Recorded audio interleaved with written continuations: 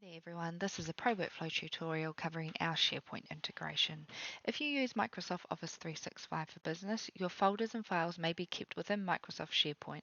This integration enables you to link your SharePoint site folders with ProWorkflow projects so you have everything at your fingertips. To get started, log into your ProWorkflow account as normal. Click the settings on the main navigation bar and go to integration settings on the left navigation bar. Find SharePoint and click the Connect button.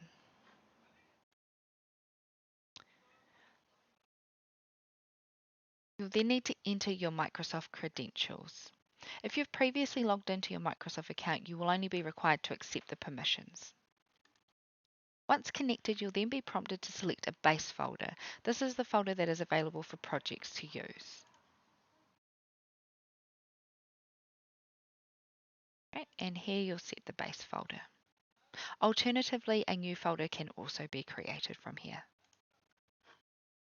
To ensure your SharePoint base folder is available within your projects, head over to the project settings.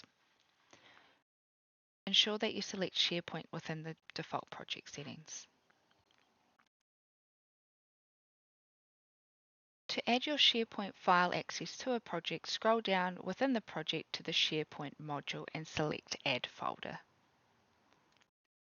Select your base folder and determine and set who will have access to view files and select Add Folder to Project.